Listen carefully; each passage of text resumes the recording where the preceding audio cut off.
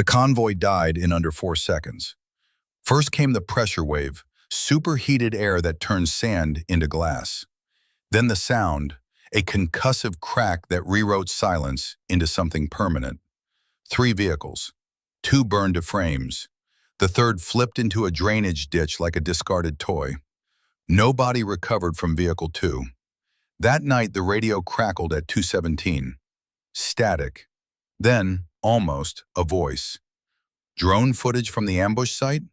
Corrupted. Every frame, scrubbed clean. 3 months later, an enemy sniper was found dead in open desert. Single shot, temple, no witnesses.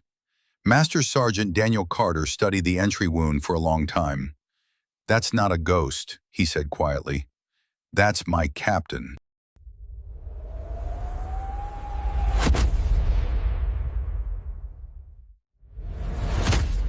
The base woke before the sun. That was the rule at FOB Sentinel.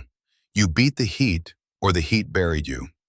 By the time the eastern ridge turned amber, the mechanics had already torqued their third wheel nut, the cooks had fired up the DFAC generators, and Captain Rebecca Hayes had already run 6 miles in full kit through the gravel yard behind the motor pool. She called it calibration. Sergeant First Class Okafor called it insanity with a running cadence. Beck didn't argue. She just wiped the sweat from her face, checked her watch, 0531, and walked toward the intel tent with her hair still damp against the back of her neck. The desert air was already working. By 600, it would steal moisture from your lips.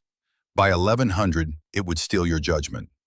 Beck had learned to do her clearest thinking in the first hour of light, when the base smelled like diesel and cold metal, and the sky still couldn't decide between purple and orange. The intel tent was a hardened structure, technically.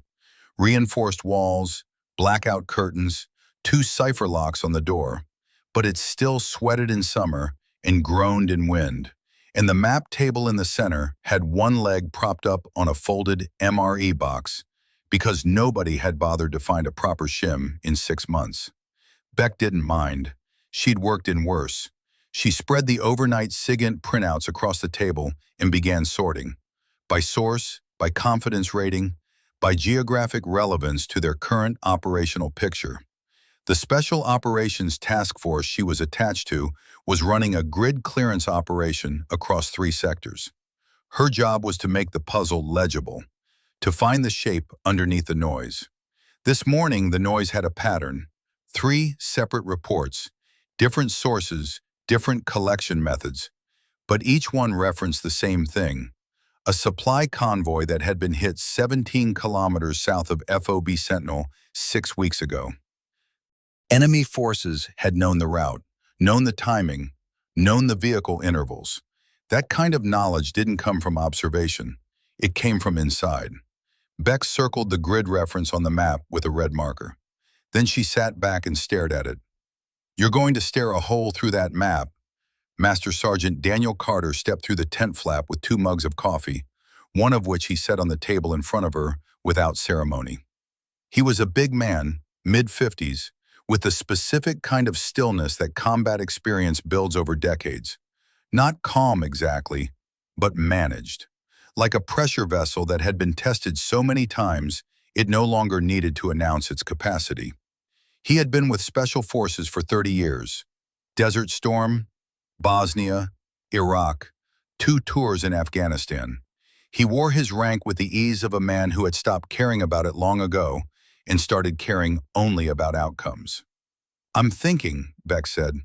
"You're always thinking." Carter settled into the folding chair across from her. "What's the problem this morning?" 3 reports, different sources, all pointing at the same leak. She pushed 2 of the printouts toward him. "Someone is feeding route information to the insurgent network operating south of here. The hit 6 weeks ago wasn't random. They had perfect timing, perfect positioning." Carter studied the printouts. He was quiet for a moment. That was another thing about Carter. He never filled silence with noise. He let it sit until it told him something. "You take this to Colonel Marsh?" "Not yet." Beck wrapped both hands around her mug. I want another 48 hours of collection before I write the assessment. If I walk in there with a leak theory and I'm wrong, we lose every contractor relationship in the sector. And if you're right and you wait 48 hours, then I'm right with evidence instead of instinct. She met his eyes. There's a difference. Carter almost smiled. Almost. You know, most intelligence officers I've worked with spent their careers learning to trust their instincts.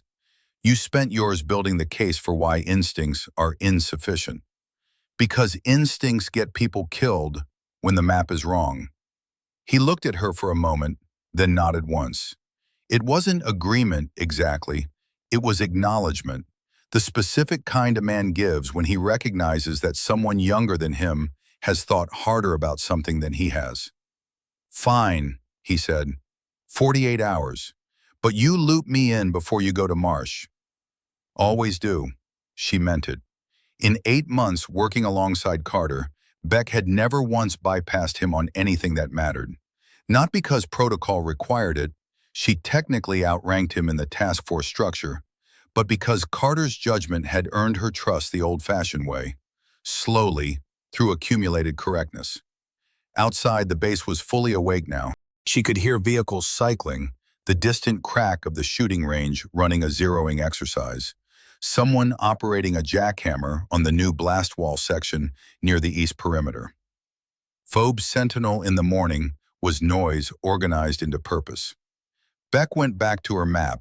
The sun hit peak cruelty at 1400. Beck spent the afternoon reviewing contractor manifests. It was the least glamorous work in military intelligence, cross-referencing supply records, tracking anomalies in delivery windows, mapping who had access to what information at what point in the logistics chain. She worked in the intel tent with a fan oscillating against the back wall and 3 laptops open simultaneously. One for the manifest database, one for the SIGINT summaries, one for a timeline she was building by hand, entry by entry, in a simple spreadsheet that she could print and hold and mark up without touching a classified system. Old habits. Carter had taught her that one. The enemy can't hack paper, he'd said during her first week on the base. It was painstaking work. The kind of work that produced no dramatic moments, no sudden revelations, just the slow accumulation of small facts that eventually bent toward a single conclusion.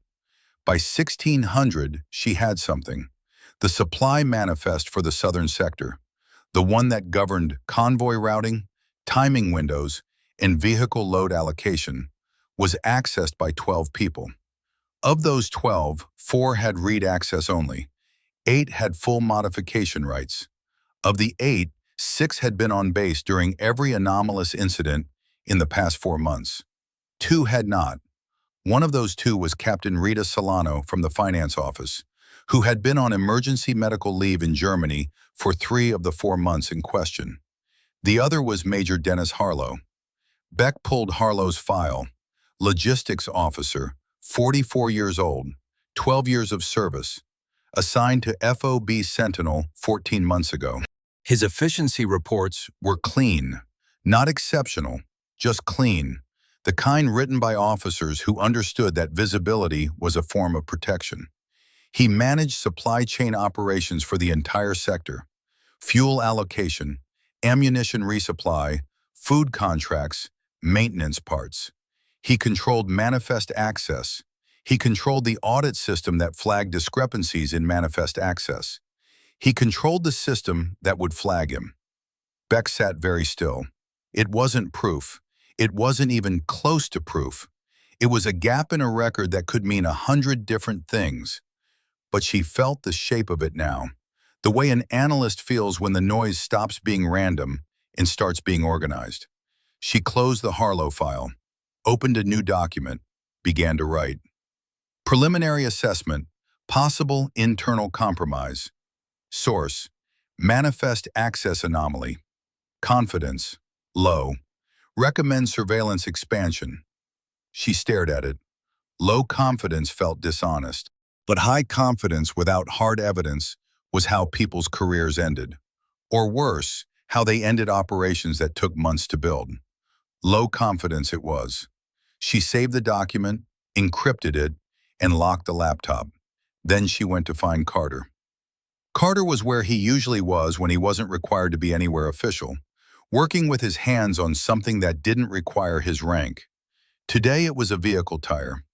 He was kneeling beside one of the MRAPs with a torque wrench, running his thumb along the bead to check the seal.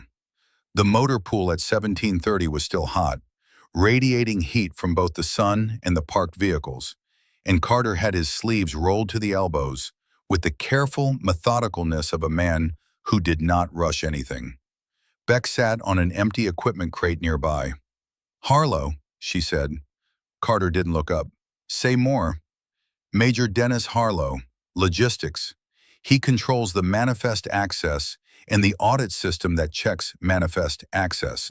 There are 4 months of anomalous timing on convoy routes. He's the only senior logistics officer without a documented alibi for 3 of the 4 incidents." She paused. "I said possible compromise, low confidence."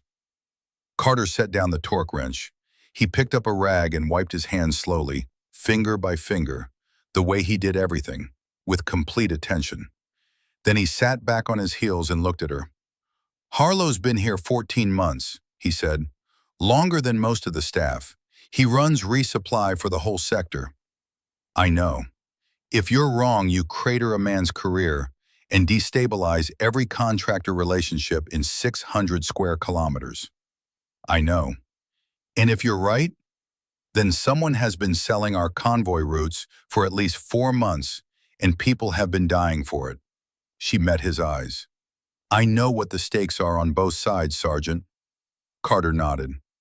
Stood up slowly with the creaking deliberateness of a large man whose knees had been asking for quieter work for a decade. He picked up the torque wrench, set it on the toolbox.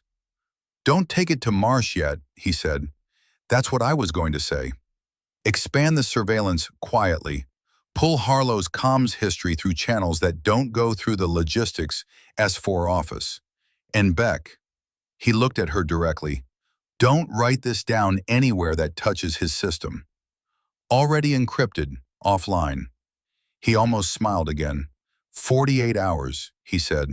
"We see what the collection gives us." She stood up from the crate. "One more thing. There's a convoy scheduled, day after tomorrow, Route 7, South Sector, 0400 departure. It's in the manifest system." "I know. Harlow has access to it." Carter was quiet for a moment. "How important is the shipment?" "Medical supplies and Cinch-Gar's components for the listening post at grid November 7. Not critical timeline, but the listening post is running low on comm equipment." "Can we alter the route without going through standard manifest?" Beck shook her head. "Any change to Route 7 goes through Harlow's office for traffic deconfliction." Carter picked up the torque wrench again. Not to use it, just to have something in his hands. Beck recognized the habit. He thought better when his hands were occupied. "Then we don't alter it," he said finally. "Not yet. We don't want to tip him that someone's looking." "Which means the convoy goes on Route 7. "Which means the convoy goes on Route 7, he confirmed. He looked at her steadily. "You're not on that convoy." "The convoy escort needs an intel officer attached. Standard protocol for—" "You're not on that convoy." His voice didn't rise. It didn't need to. It had a particular quality that came from decades of meaning exactly what he said. Beck held his gaze for 3 full seconds. Then, "I'll review the personnel manifest tonight." It wasn't agreement. They both knew that. But Carter let it stand because 8 months of working with Rebecca Hayes had taught him that she would do what she thought was right regardless. And the best he could do was stay close enough to matter when she did. The desert before dawn was a different country. Temperature dropped 20 degrees after midnight. The dark was absolute. No ambient light for 40 kilometers, no moon, just the vast mechanical cold of open sky and the faint phosphorescent glow of instrument panels. Beck sat in the commander's hatch of the lead vehicle and smelled the familiar cocktail.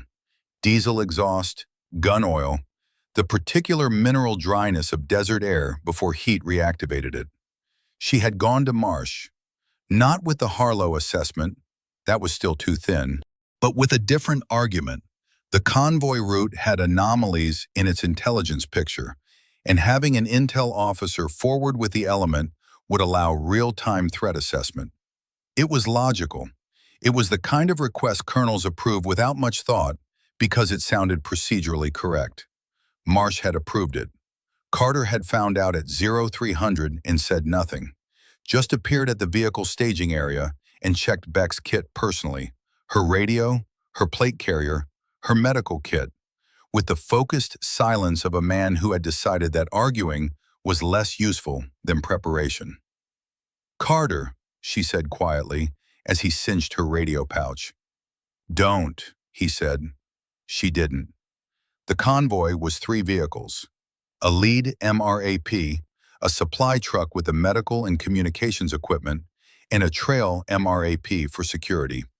11 personnel total, including the driver and gunner of each vehicle and the 4-man security element. Beck had the radio net in her left ear and a tablet with the route overlay in her right hand. The route was standard, 41 kilometers through open desert on a maintained gravel track, then a final 12 kilometers on improved dirt road to the listening post at grid November 7. She had memorized every grid reference, every choke point, every piece of terrain that offered concealment to a hostile element. She had cross-referenced the route against every SIGINT product from the past 30 days. She had found 2 areas of concern. Kilometer 22, a dry riverbed crossing with 15-meter embankments on both sides. Standard ambush geography. Kilometer 31, a stretch where the road narrowed between 2 rock formations, reducing lateral movement options to near zero. She had recommended alternate routing around both features. Her recommendation had gone to the convoy commander, Lieutenant Declan Ward, a 26-year-old from Tennessee who had the quiet confidence of someone who had done this before and the specific anxiety of someone who knew he hadn't done it enough. Ward had taken the recommendation seriously. He'd radioed it up. The response from the operations center came back in 15 minutes. Route approved as filed. No deviation authorized. Traffic deconfliction required coordination with logistics, with Harlow's office. Beck had stared at that response for a long time. Now she sat in the dark and felt the convoy begin to move. 3 vehicles rolling out through the main gate, tires crunching on gravel, headlights cutting 40-meter cones into the nothing. Her radio crackled. Carter's voice from the base. "Sentinel actual, this is Sentinel 6, radio check." "Sentinel 6, this is Sentinel actual, Lima Charlie." Loud and clear. A pause. Then, "Watch your intervals, Captain." She knew he wasn't talking about vehicle spacing. "Copy that," she said. "Out." They were 12 minutes ahead of the dry riverbed when Beck saw it. She almost missed it. The tablet was showing clean. No thermal signatures, no movement, nothing on the acoustic sensors that the lead vehicle's external array was feeding to her screen. But something made her look up from the tablet and scan the horizon with her naked eye. And what she saw was the thing that thermal imaging sometimes missed entirely. Stillness that was too organized. The desert at dawn had a natural randomness to its stillness. Rocks sat at the angles they'd tumbled into. Scrub brush grew in the patterns its root system allowed. But on the ridge above the northern embankment of the riverbed, approximately 800 meters, there was a cluster of shapes that sat too deliberately, too squared against the slope. She keyed her radio. "Sentinel convoy, this is Sentinel actual. I have possible visual anomaly. Northern ridge, 800 meters. Element, halt." Ward's voice came back immediately. "Sentinel actual, say again." "Halt the element." Her voice was flat. "Now." The vehicle stopped. For 3 seconds, nothing happened. The desert was absolutely quiet. Beck had her binos up and was scanning the ridge, trying to resolve the shapes through the residual darkness, and she was thinking clearly. noting the angle, the distance, the topography of the riverbed below. And what she was thinking was that if she was wrong, she would spend the next month explaining this to a man named Colonel Marsh, who did not enjoy having his intelligence assessments questioned. And then the ridge opened up, not with a single explosion, with a rolling sequence. 4 detonations spaced approximately 30 meters apart along the northern embankment, triggered in the 6 seconds it would have taken the convoy to reach the first crossing point. The blast wave hit the lead vehicle like a physical fist, rocking it on its suspension, cracking the bulletproof glass on the driver's side, filling the compartment with a sound that was less a noise and more a physical event. Beck's head hit the hatch rim. She tasted blood, got her hands on the radio. "Contact! IED strike, kilometer 22, North Embankment." She was already transitioning, pulling herself up into the commander's position, scanning. "All elements, pull left. Get off the road. 9-line pending." The second wave came from the south. Small arms. Disciplined fire, not spray and pray. They had the range correct. They knew the vehicle dimensions. Rounds impacted the MRAP hull with the specific clanging percussion of people who had practiced this engagement. The supply truck's driver panicked. He went right instead of left. The vehicle's right front tire dropped into the drainage ditch alongside the road, and the truck canted at a 40-degree angle, immobilized. Beck made 3 decisions simultaneously. She directed Ward's MRAP to lay suppressive fire on the southern contact. She called the base, FOB Sentinel, contact, grid, requesting QRF and medevac, and she bailed out of the commander's hatch and moved toward the supply truck because someone inside was screaming, and a 40-degree angle in an IED ambush was a burn risk, and the medical supplies in the back were going to be irrelevant if the people who needed them were dead. She ran 15 meters through open ground while the world made loud arguments for her to stop. She reached the truck. The driver was alive. His left shoulder had hit the steering wheel at the 40-degree impact, and he was dazed and bleeding from a scalp laceration. But his airway was clear and his eyes were tracking. Beck got the door open and pulled him clear, dragging him behind the vehicle's engine block, the most ballistically resistant part, and applied pressure to his head wound with a folded dressing from her kit. "Stay down," she told him. "Do not move from this position." He looked at her with the glazed intensity of someone whose ears were still ringing and said, "Yes, ma'am," which was good enough. She moved to the back of the truck. The security element from the trail MRAP had dismounted and was engaging the southern contact. Ward's vehicle was between the road and the low ground, hull down, suppressing effectively. The fire was not increasing. It was holding, which meant the ambush had lost its momentum. They'd expected the convoy to be further forward into the kill zone when the IEDs triggered. Beck's early call had saved the element. She knew this with the cold clarity of a person who had spent 8 months studying exactly this kind of ambush. They had detonated early. The kill zone had never closed.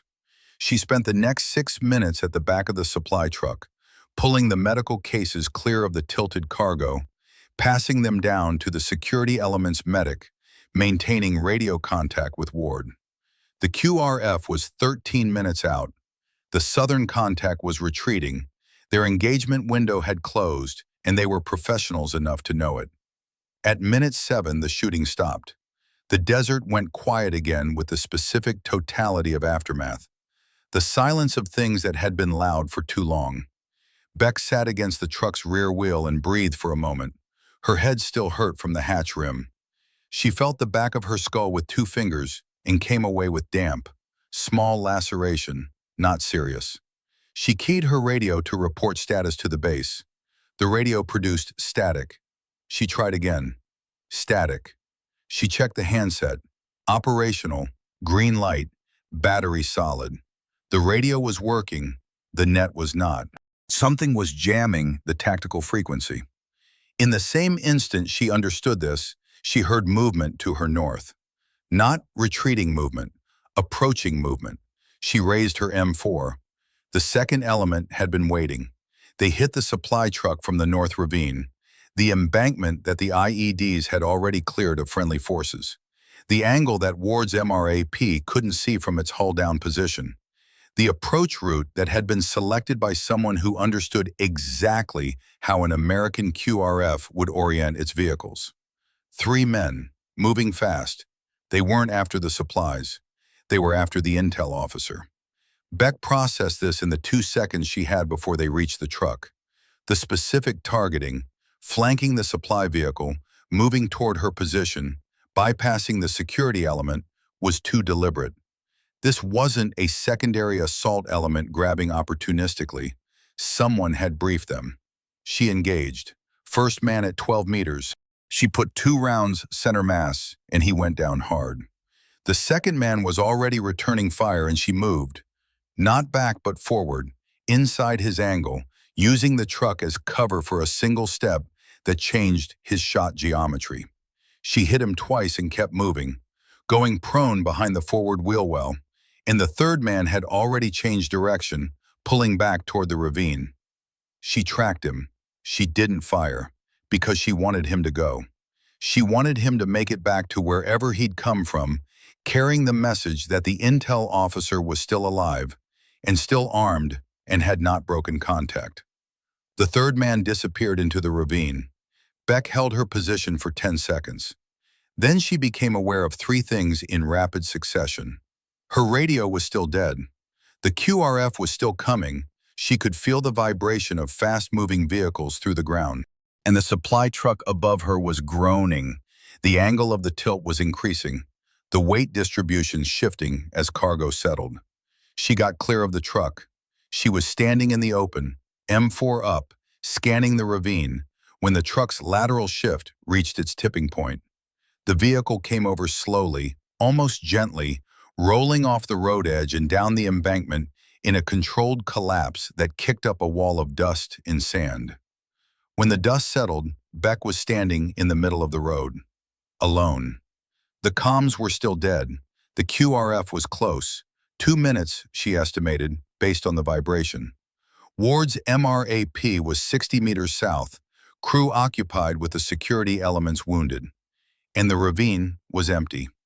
Beck looked north. The ravine ran roughly parallel to the road for approximately 4 kilometers before it bent east toward open desert. It was the infiltration route. It was also the exfiltration route.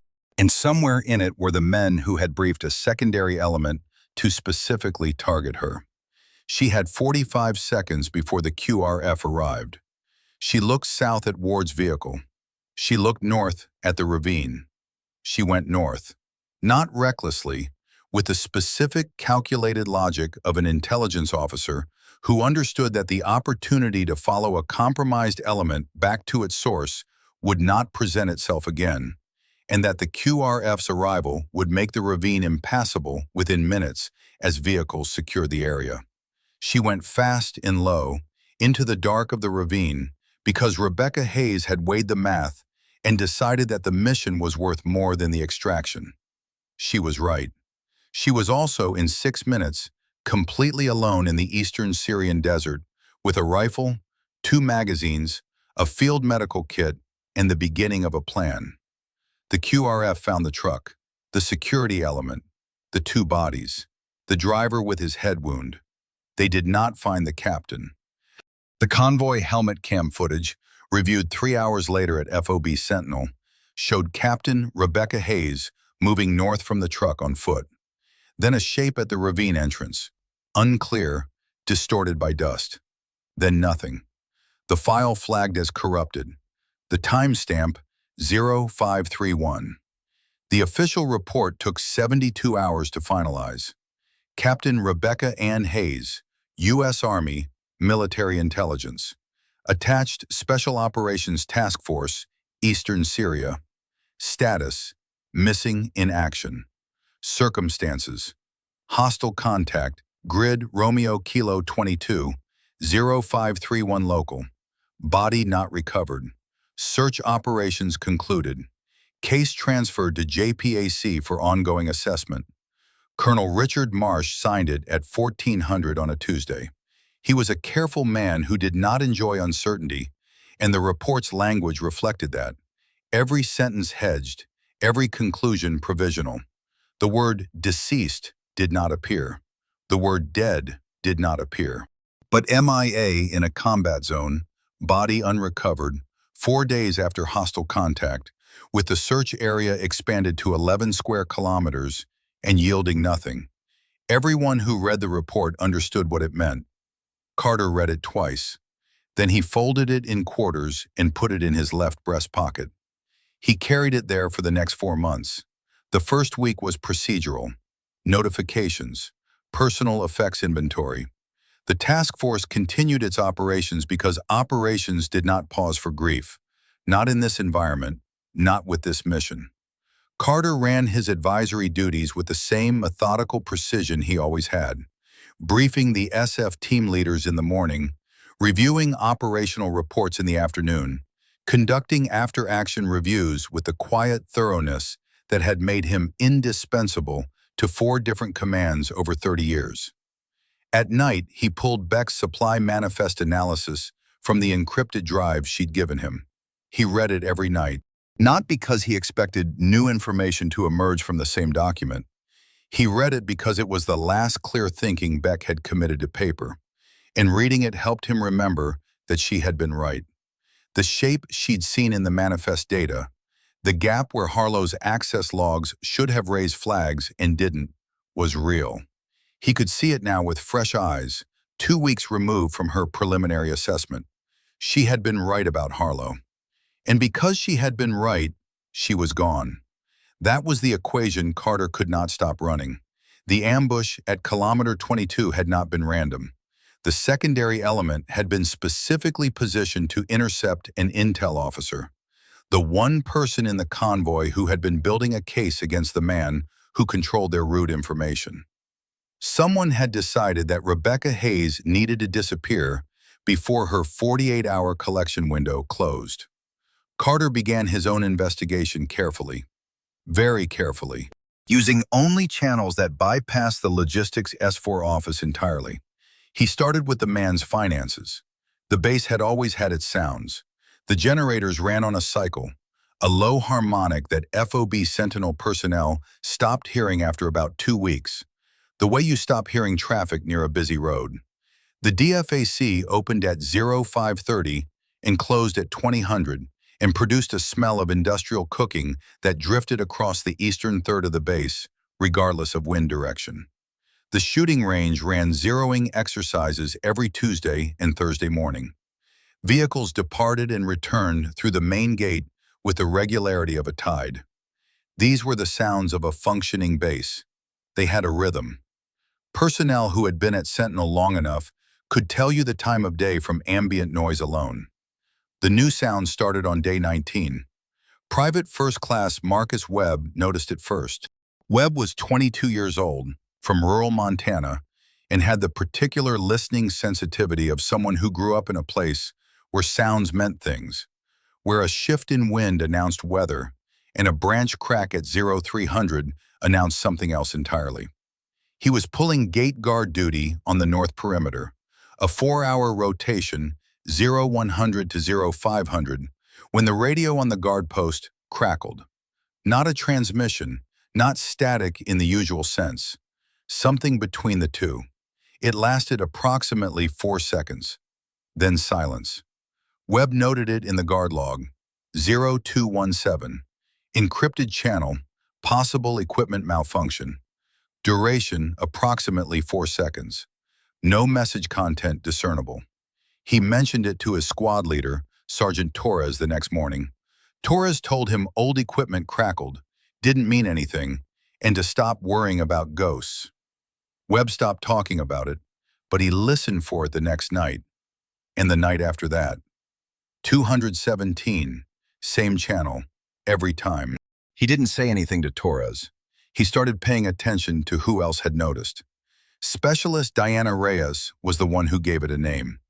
Reyes worked in the Communications Center, a small, climate-controlled room that was one of the most coveted assignments on the base because of the air conditioning. She was 24 years old, detail-oriented to the point of mild obsession, and she had been logging the 0217 anomaly since night 3 because that was what you did when your job was signals, and something in the signals didn't fit. She had also been documenting the other things. The patrol report from Sergeant Okafor's team, a standard perimeter sweep on the night of day 21, noted an anomaly at the northwest rooftop of the vehicle maintenance building. A silhouette, female profile, gone before the patrol could reach the position. Okafor had written it up as possible local national, source unclear, no threat indication, and filed it without further comment. Because Okafor was a practical man, and practical men did not write reports about things they couldn't explain. But Reyes knew about the silhouette. Reyes knew about the radio. And Reyes had been at the memorial briefing for Captain Hayes, during which Colonel Marsh had spoken briefly, incorrectly, and without comfort, and during which Carter had sat in the back row and said nothing at all. On day 28, Reyes told Specialist Kim in the motor pool about the 0217 signal. Kim told Private Webb, who already knew. Webb told 3 people on his next guard rotation. By day 35, the radio anomaly had a name on FOB Sentinel. They called it the captain's frequency. The silhouette on the maintenance rooftop had a name too.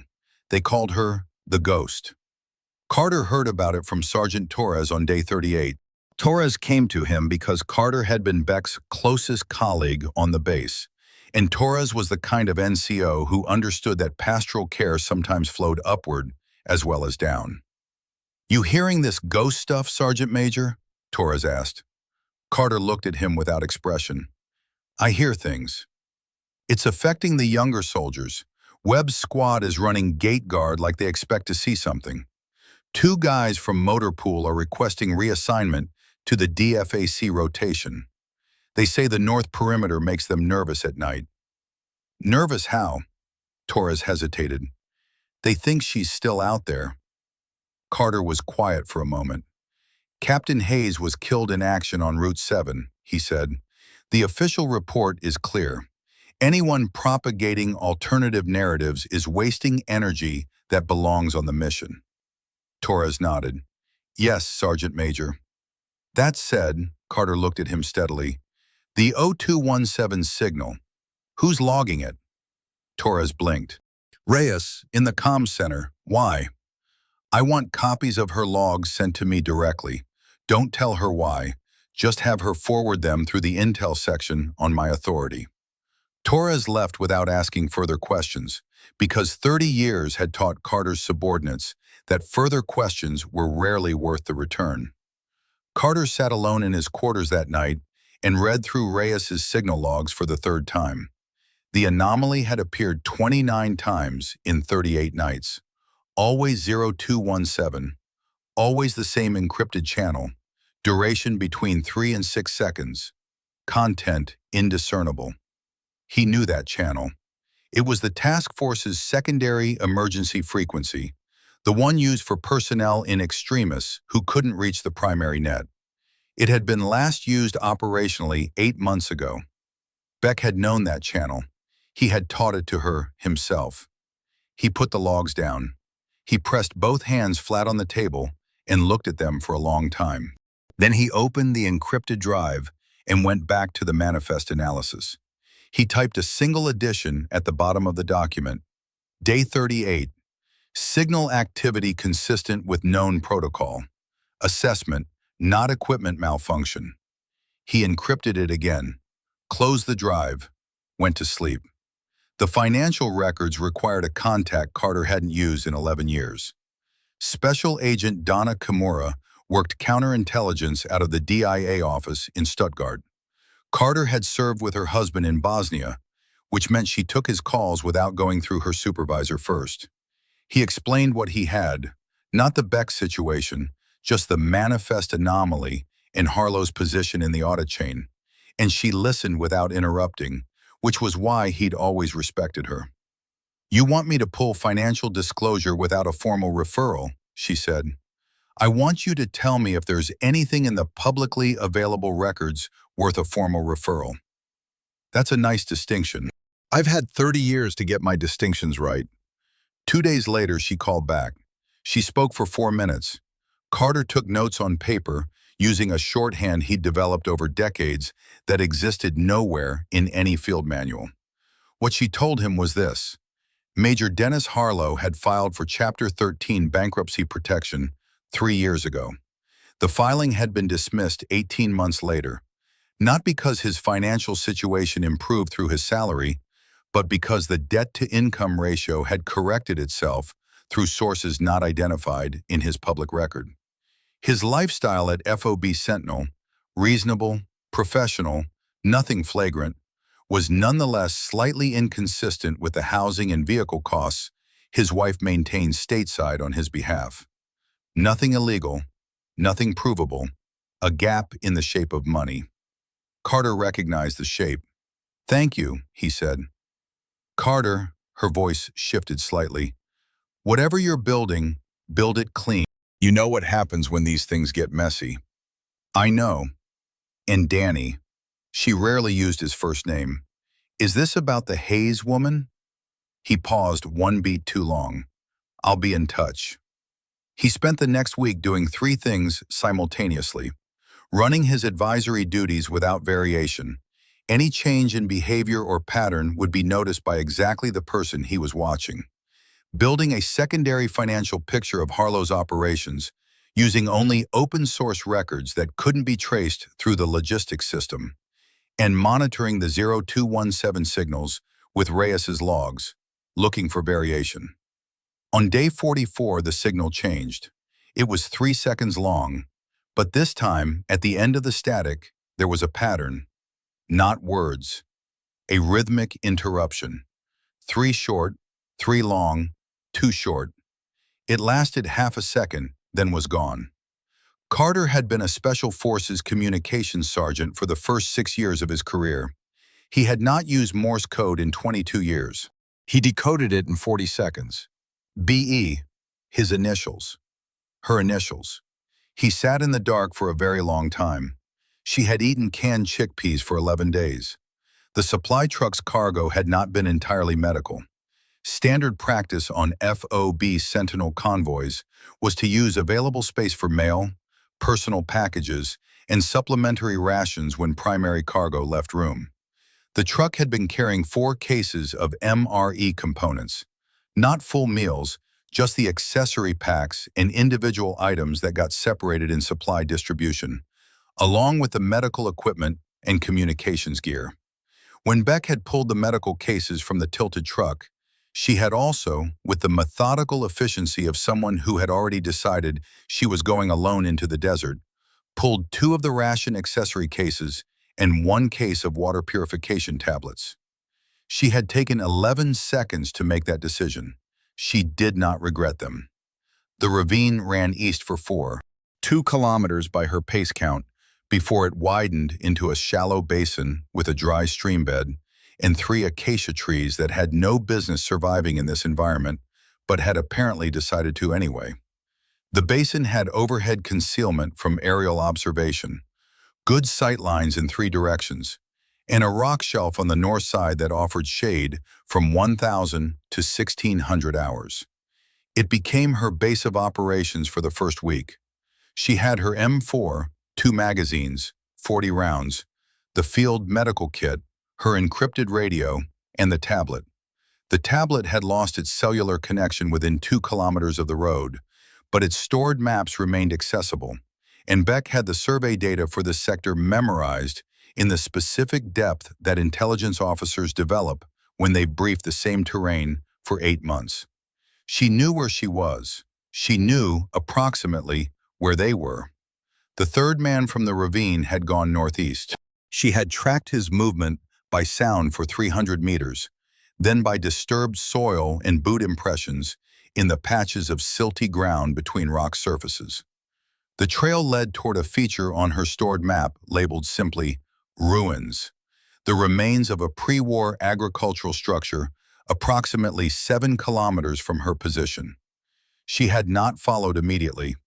Rule 1 of solo operations in denied territory: establish your position, Assess your resources. Plan your approach. Rushing was how you ended up dead in a situation that might have been survivable, with patience. She had sat in the basin for one full day, drinking carefully, eating carefully, thinking. On the second day, she had moved northeast. What she found at the ruins was not a camp exactly. It was a transit node, a distribution point for people who move things between the desert and populated areas, using the kind of infrastructure that didn't appear on any military intelligence product because it had been built entirely from the logic of profit rather than ideology. Crates moved through here. Vehicles visited at night.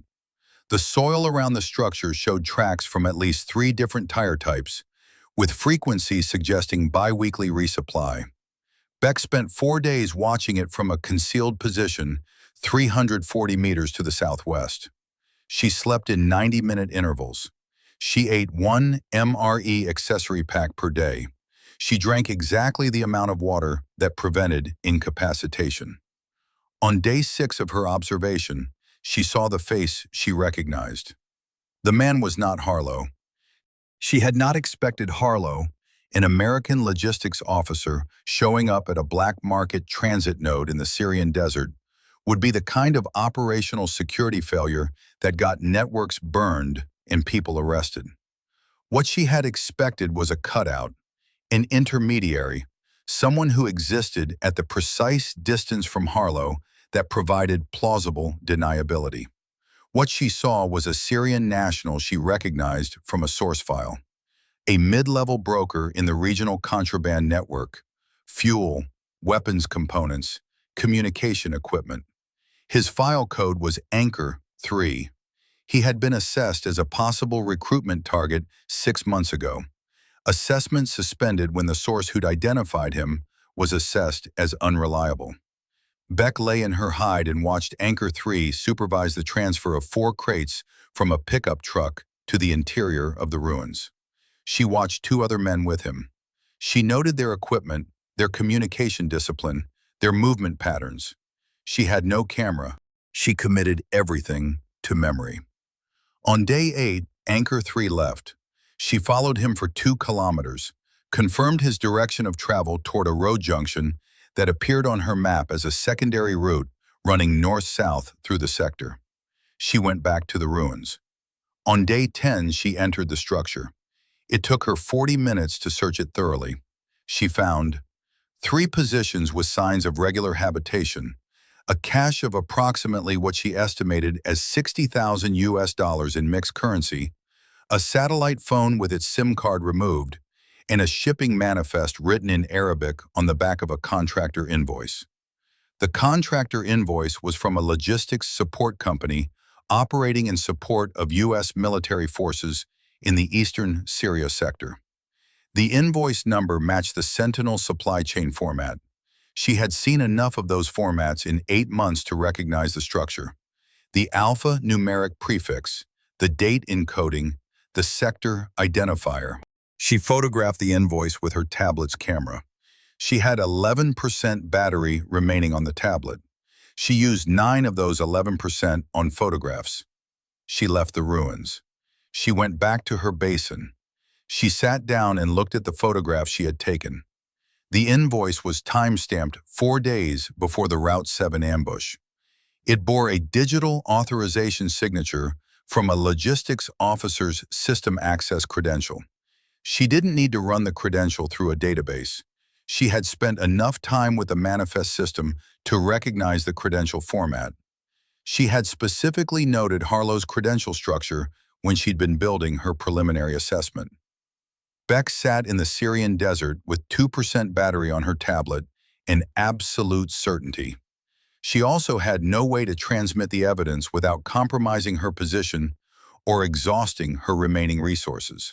The encrypted radio could reach the FOB, but using it would reveal her location to anyone monitoring that frequency, including potentially whatever surveillance Harlow maintained through his system access. She needed to be smart. She needed Carter. She needed a way to reach Carter that Harlow couldn't intercept. That night, she started using the emergency frequency. Day 49. Carter had decoded 14 separate signals. They were not messages in the conventional sense. They were confirmations. I'm alive, I'm operational, I'm not ready yet. The Morse patterns were too short and too irregular to carry data, but they carried the one piece of information Carter needed most. She was alive, and she was choosing to stay dark. He understood. He also understood, with increasing urgency, that he was running out of time.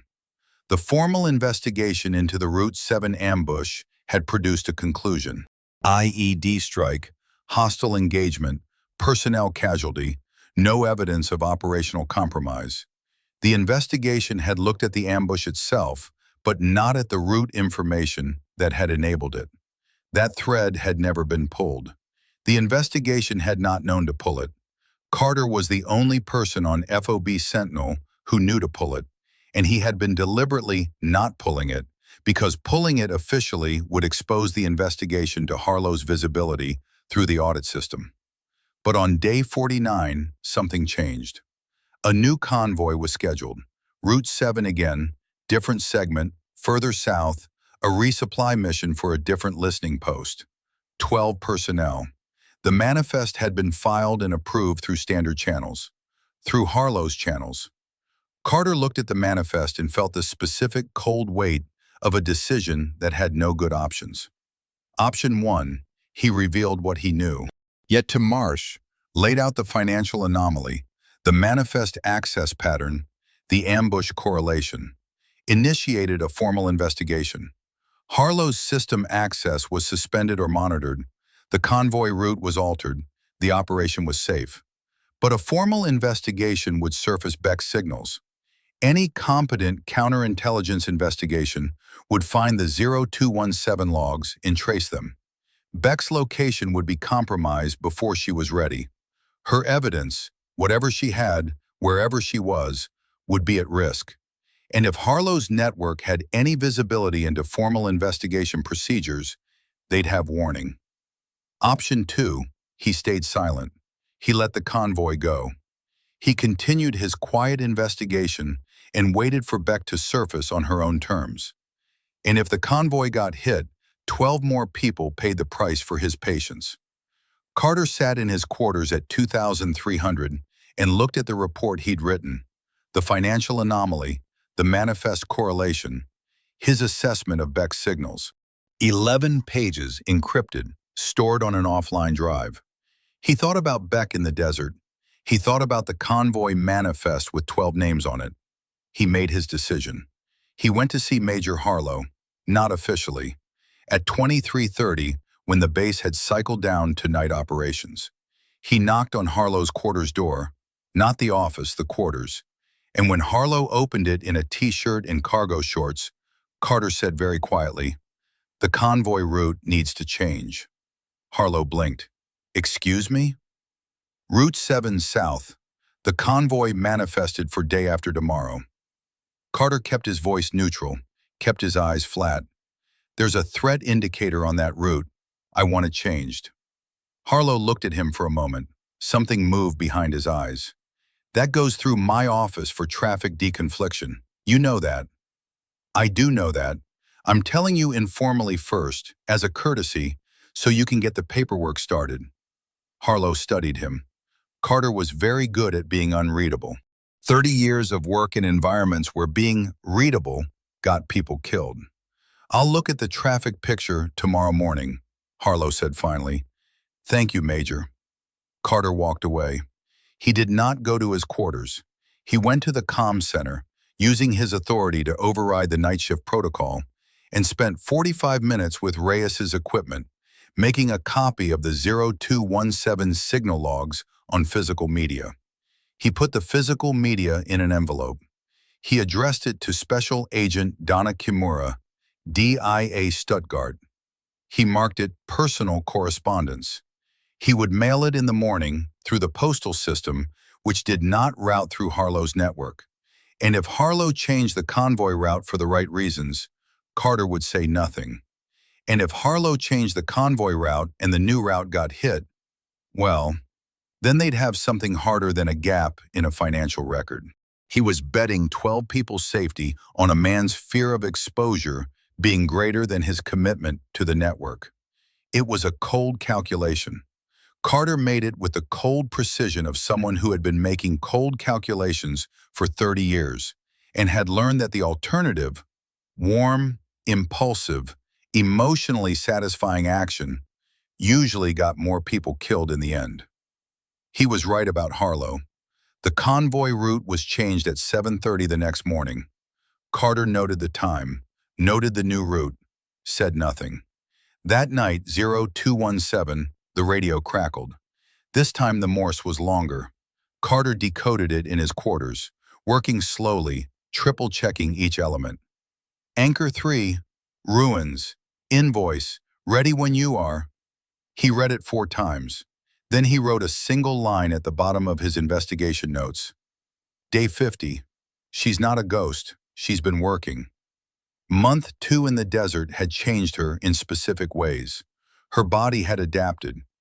Not in the way fitness literature described adaptation, not stronger or leaner in any aesthetic sense, but in the primitive recalibration that extreme environments perform on the human system. Her sleep requirements had reduced. Her water efficiency had improved. She moved at night instinctively now, not because she decided to become nocturnal, but because her body had decided for her, choosing the hours when temperature dropped and aerial observation was least effective. She had stopped thinking about FOB Sentinel in the way you think about home, as a place you'll return to, and started thinking about it the way you think about a coordinate, a destination, something on the map with operational relevance. This worried her slightly. She filed the worry and moved on. She had spent the second month building the case.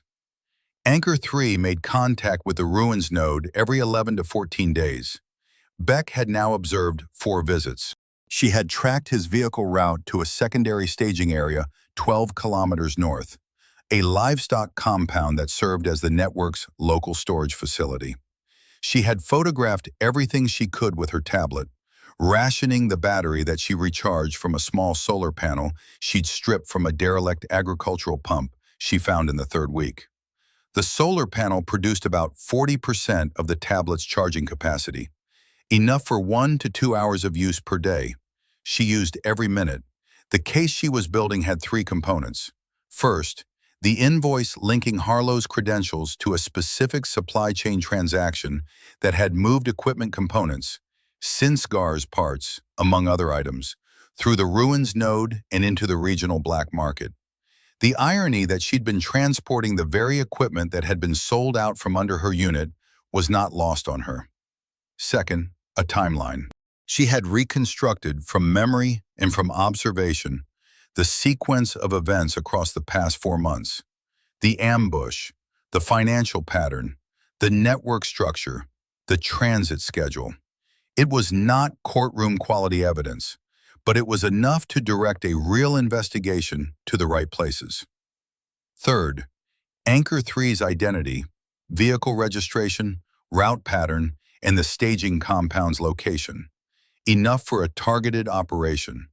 She had encoded all of it in a document on the tablet. 2 copies, one on the device, one transcribed by hand on paper, using a waterproof notebook she'd found in a jacket pocket she hadn't used in weeks. What she needed now was a way in. Not to the FOB.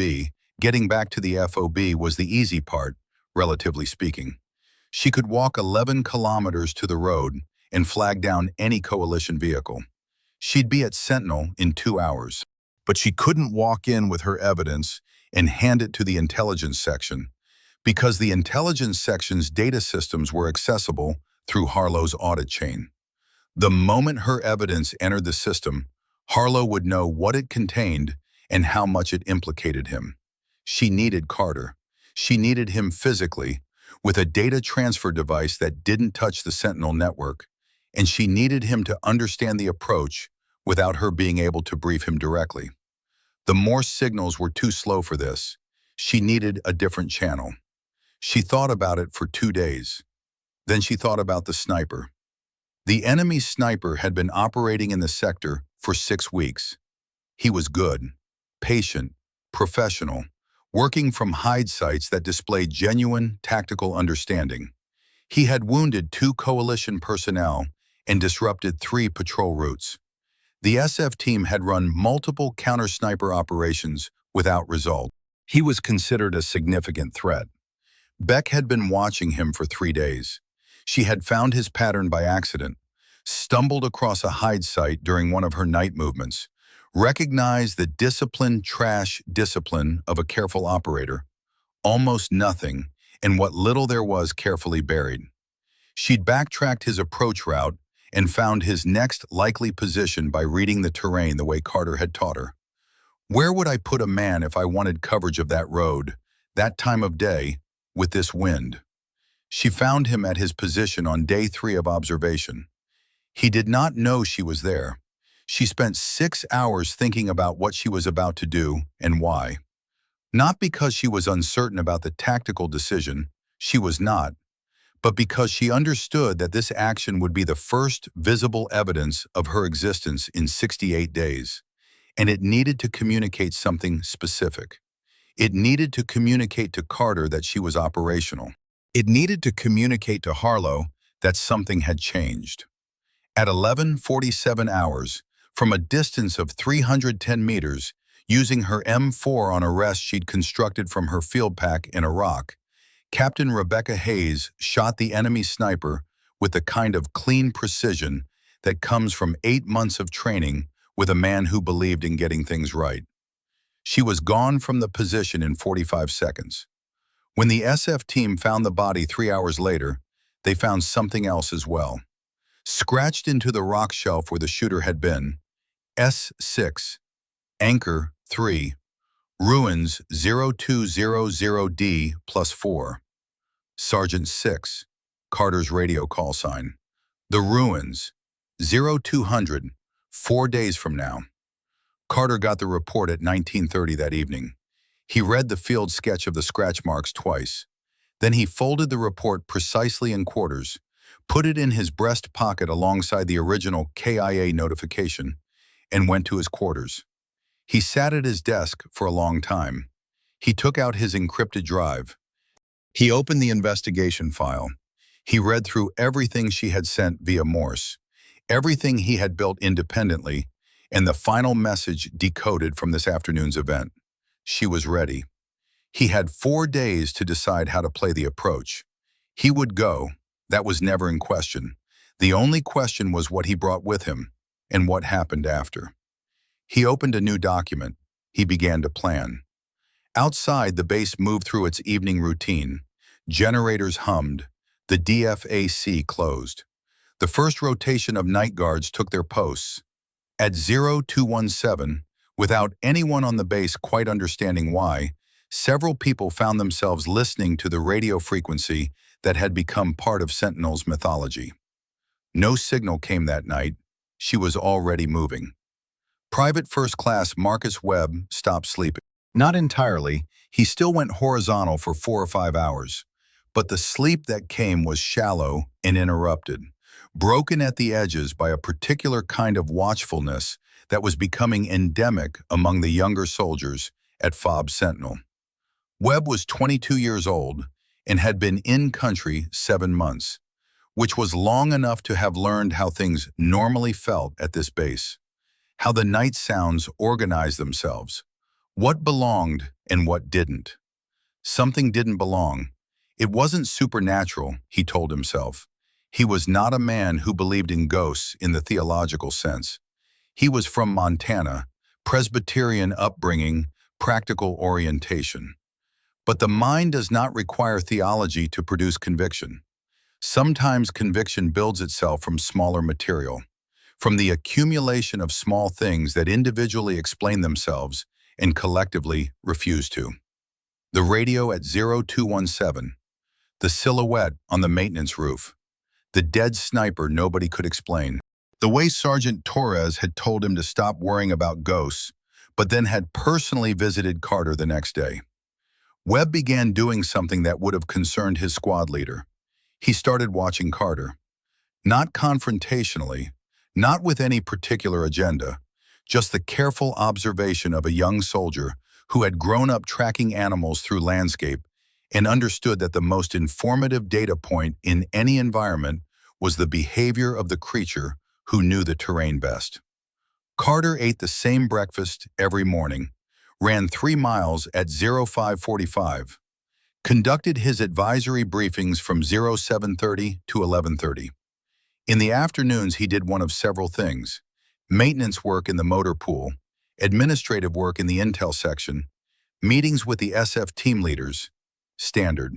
But in week 9, something shifted. Carter started staying late in the comm center. Webb noticed this because the comm center was on his gate guard route. The north perimeter rotation passed within 40 meters of its entrance, and Carter's personal vehicle was in the lot outside on 3 occasions after 2200, which was not normal. Carter's personal vehicle was always in the same spot by 2100. Webb also noticed that Carter had been to the Postal Operations section twice in the past week.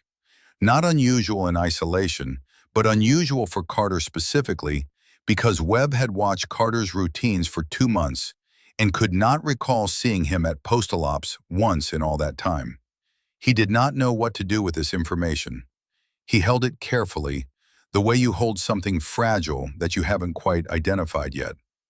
On the morning of day 58, Webb was on his final hour of gate guard when he saw Carter exit the main building in civilian clothes, a gray t-shirt, cargo pants, boots, at 0420.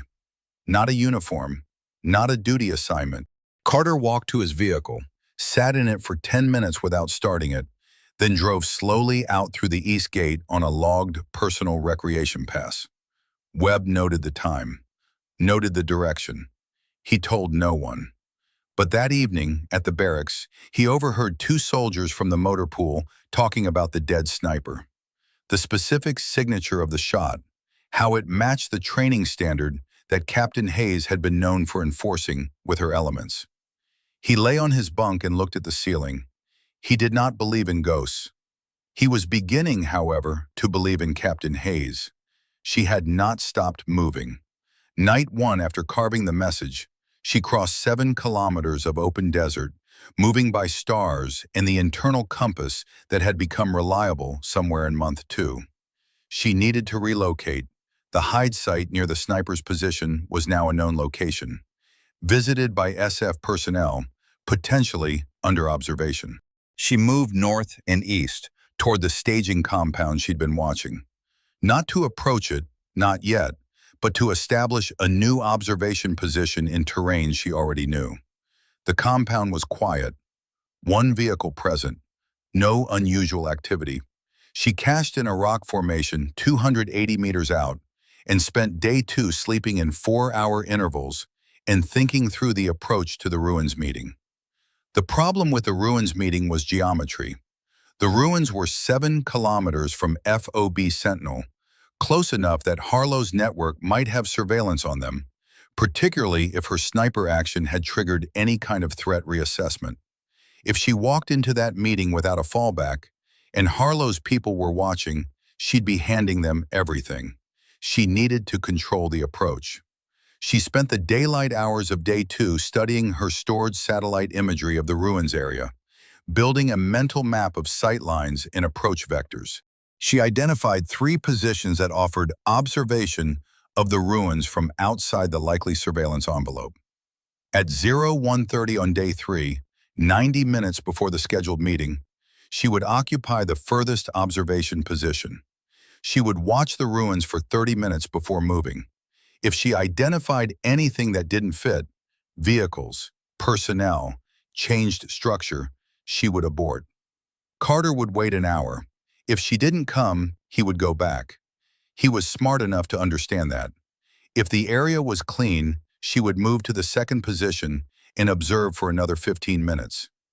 Only then would she approach. It would take 2 hours to execute a meeting that could be done in 20 minutes. That was the cost of being careful. Beck was comfortable with the math. She ate the last of her MRE accessory packs on the second night. Her water was down to 4 tablets, and whatever she could access from the landscape, which in this area was limited to the livestock troughs at the compound, which meant approaching within 40 meters of an active network node in the dark. She had done this twice before. She did it again at 0300, moving slow and flat, filling her 2 water bottles from the trough on the compound's south side, while a single guard slept in a chair at the north entrance. She was back in the rocks in 11 minutes. She had been in the desert for 71 days. She felt, in a way she couldn't quite articulate, completely herself. Not at peace. Peace implied a settled state, and she was too operational for settled. But she felt like the version of herself that existed when all the institutional structure fell away. No rank, no protocol, no Colonel Marsh in his careful language, just the mission, just the math, just the map and the darkness and the work. She had learned something out here about what she was built for. She tucked the thought away for later. There would be time for it eventually, in a different kind of light. She checked her tablet. 11% battery. She powered it off, conserving the charge for the meeting when she would transfer everything to Carter's device. She had 3 hours until the approach. She watched the stars and ran through everything she knew about Harlow's network one more time, beginning to end, looking for the gap she might have missed. She didn't find one. Good. She was ready. Carter did not sleep the night before the ruins. He sat at his desk in the dark, because the light felt like a commitment he wasn't ready to make. He had his investigation file open on the offline drive, and a notepad to his right, and a cup of coffee that had gone cold an hour ago, and that he kept picking up and setting back down without drinking. He had done a version of this before. Not this specific thing. Nothing in 30 years was quite this specific thing, but the shape of it. The moment before a mission where you've chosen the approach and you can see the downstream consequences and you sit with them for a few hours, because sitting with them is the only honest thing left to do. If this went right, Beck's evidence, combined with his investigation, would be enough to take to DIA through Kimura's channel. Harlow would be investigated correctly, through channels he didn't control. The network would be surfaced. People who had died on Route 7 would have something that looked, from a certain angle, like accountability. Beck would be alive, in more ways than one. If this went wrong, if Harlow's network had surveillance on the ruins, if the meeting was compromised, if the 71 days Beck had spent alone in the desert ended in the wrong kind of visibility, Carter would carry that. He would carry it the way he carried the folded report in his breast pocket. Differently weighted, but the same pocket. He had made this math before. He would make it again. At 0330, he stood up, put on his clothes, and checked the device he would use for the data transfer. A clean laptop, air-gapped, purchased through his personal funds from a source in Stuttgart that Kimura had identified as secure. He checked the battery, checked the encryption, put it in a soft case that he slung over his shoulder. He took his sidearm, his personal medical kit, a second radio on a frequency that did not exist in Harlow's system. He drove out through the east gate on a logged recreational pass, 0347 local, and headed into the desert. Behind him, FOB Sentinel settled into its last hour of night quiet. In the guard post on the north perimeter, Private First Class Marcus Webb watched the vehicle's taillights disappear into the darkness and wrote nothing in the guard log. Some things, he had decided, you hold until you know what they mean. The ruins were older than the war. Pre-war agricultural Syria had left structures like this scattered across the eastern desert. Stone foundations, collapsed roof lines, walls that had given up the top third of themselves to decades of wind and indifference. This one had been a farmhouse once. 2 rooms, a courtyard, a cistern that had gone dry sometime in the previous century.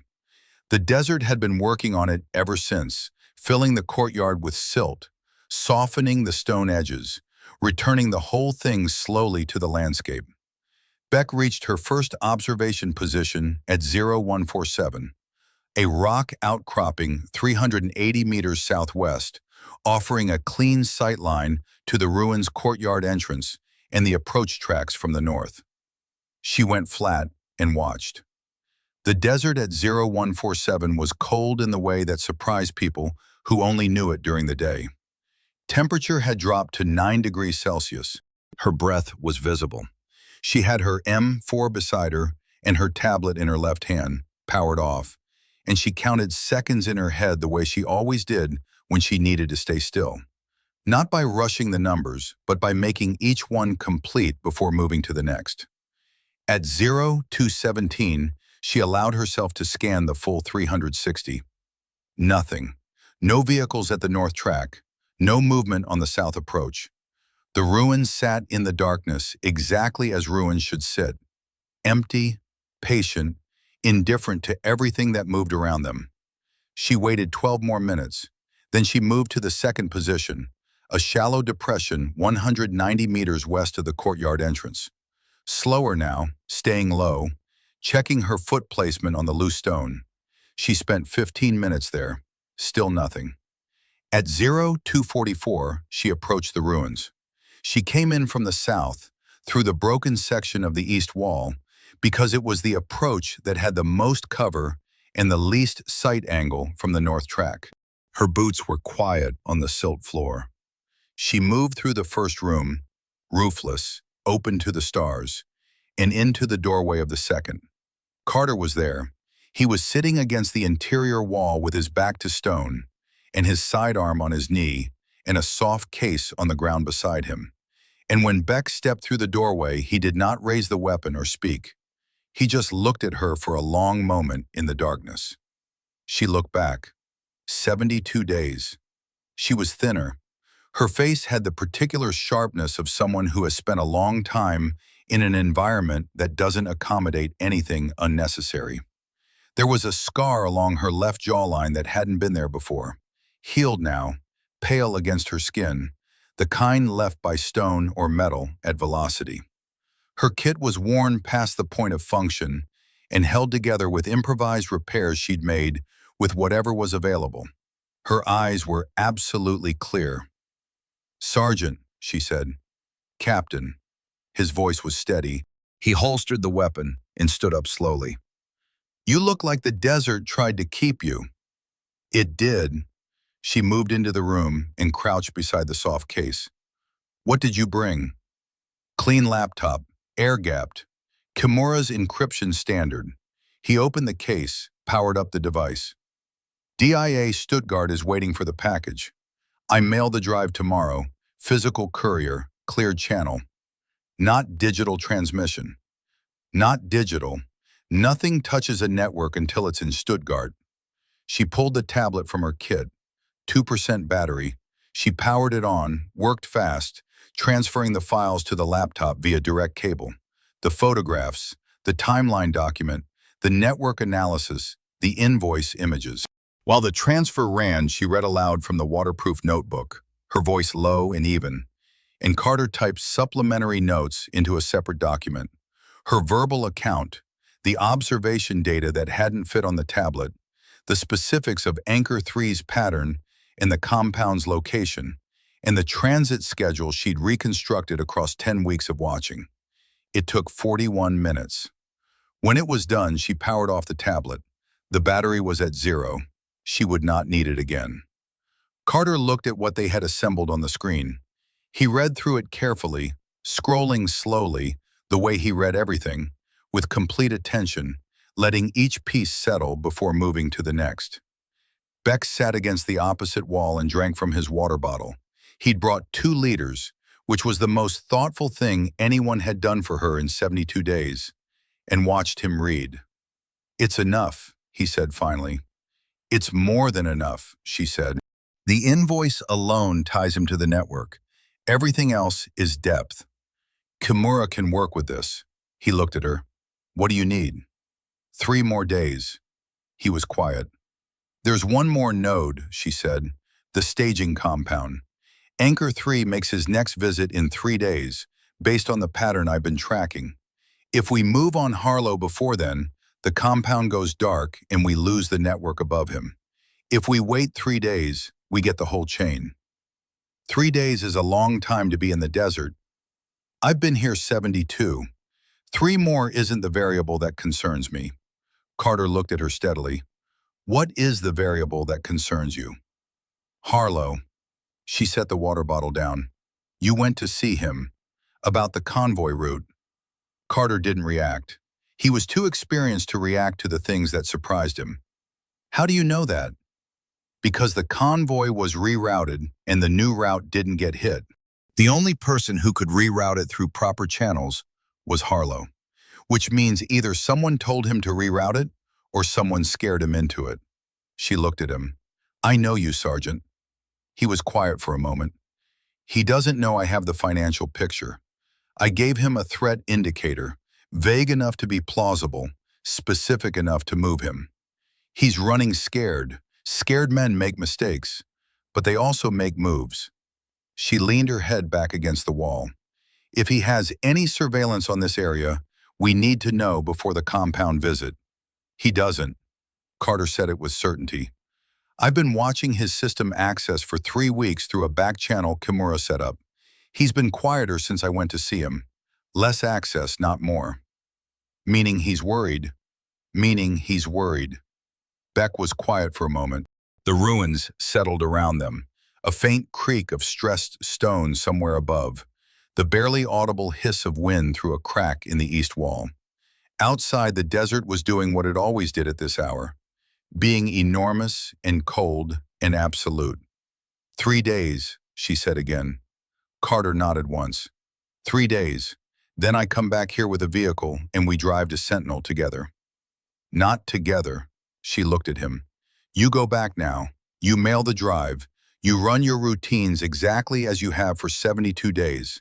And when I come in through the east gate at dawn on day 75, and we do this right. Beck, if we arrive together, it raises questions we don't have answers for yet. You need to be at the base, operating normally, available to shape the investigation response when it starts. I need to close the compound operation. She held his gaze. You know I'm right. He did know. That was the specific difficulty with her. She was almost always right. And being right was the thing he'd always respected most, and that currently made him want to argue with her most vigorously. He stood up, picked up the laptop case, looked at her for a long moment. The base thinks you're dead, he said. Good. Use it. There are young soldiers who built a mythology around you. Something crossed her face, not quite amusement, not quite something else. I know. It's been affecting their operations. Then let them know I'm coming back, she said. Not officially, just let it change the shape of the ghost story. He almost smiled for the 3rd time in 72 days. He picked up his case and moved toward the doorway. He stopped. Beck. He didn't turn around. Sergeant? I filed the KIA report. A pause. I signed it. I know. Her voice was quiet. You did the right thing. He left. She listened to his footsteps cross the courtyard, listened to the silence after. Then she settled against the wall with her rifle across her knees and waited for the desert to tell her when it was safe to move. The drive back took 40 minutes. Carter logged back through the east gate at 0441, returned the vehicle to the lot, changed into uniform, and was at the DFAC when it opened at 0530. He ate the same breakfast he ate every morning. He ran his 3 miles at 0545. He conducted his advisory briefing at 0730 with the same thorough, unhurried competence he brought to everything. He mailed the drive at 0915 through the Postal Operations section. He marked it Personal Correspondence, addressed to Special Agent Donna Kimura at a Stuttgart address that was not the DIA field office, but that Kimura checked twice weekly. He had written on a note card tucked inside the envelope a single sentence, "Call me when this arrives." Then he waited. Day 73 was the hardest day. He had been patient for 72 days with the specific discipline of someone who had trained patience the same way other people train physical skills, deliberately, incrementally, until it became structural. But now that he knew she was operational, and the timeline was 3 days, the patience transformed into something more active and more difficult. Anticipation was harder than uncertainty. Uncertainty had no specific shape to manage. Anticipation knew exactly what it was counting toward. He spent the day doing what he always did, being methodical, being present, being the Carter that FOB Sentinel expected to see. In the afternoon, he was in the motor pool when Sergeant Torres found him. "Something you should know," Torres said. Carter looked up from the wheel he was torquing. "Say it." "Webb. From Webb Squad." Torres hesitated in a way that suggested what he was about to say was not strictly within normal reporting channels. "He came to me this morning, said he saw your vehicle leave through the east gate at 0347 the night before last." Carter set down the torque wrench. "And?" "He said he didn't log it. He said he didn't tell anyone." Torres met his eyes. "He said to tell you, whatever is happening, he's ready to help." Carter was quiet for a long moment. 22 years old from Montana, who had spent 9 weeks listening to a frequency crackle at 0217 and had reached his own conclusions. "Tell Webb I appreciate the offer," Carter said. "Tell him to run his post exactly by protocol for the next 48 hours. Nothing more, nothing less." Torres nodded. He understood in the way good NCOs always understood, the exact contour of what was not being said. On the morning of day 74, Carter's phone rang. Stuttgart number. "Drive arrived," Kimura said. "We've been looking at it for 2 hours. Danny, this is substantial." "I know." "The invoice alone is—" "I know." A pause. "There's going to be an investigation, formal, through channels that don't touch the Sentinel logistics system. We need to move fast before he has any reason to." "How fast?" 72 hours from now, we have enough to freeze his access and bring him in for questioning. Can you hold things quiet on your end for 72 hours? Carter looked at his watch. 22 hours until Beck came in through the east gate. "I can hold it," he said. "And the source?" Kimura said carefully. "The material implies someone was physically present at the network node. An asset?" Carter paused one beat. "It'll be in the follow-up package." "Understood." Another pause. "Danny, how is this possible? This level of collection, from inside their network, for weeks. Who did this?" Carter looked out the motor pool window at the desert, at the flat shimmer of heat building on the eastern horizon. "Someone who decided the mission was worth more than the extraction," he said. He hung up. The sandstorm announced itself the way they always did, not with wind, but with a change in light. The sky to the southwest went the color of old copper 2 hours before the wall hit. Beck was at her observation position 280 meters from the staging compound, and she looked at that sky and made the specific calculation of someone who had spent 70 days learning to read weather in an environment that used it as a weapon. The storm would hit in 90 minutes. Visibility would drop to under 20 meters at the peak. It would last 2 to 4 hours. Anchor 3 arrived at the compound 40 minutes later. He came in a pickup truck with 2 other men, a different pair from the previous visits. Beck noted the change, filed it. New personnel at a node often meant elevated activity, a larger transfer, a new contract, something that required unfamiliar hands. She watched through the heat-distorted air as the 3 men entered the compound and the gate was closed behind them.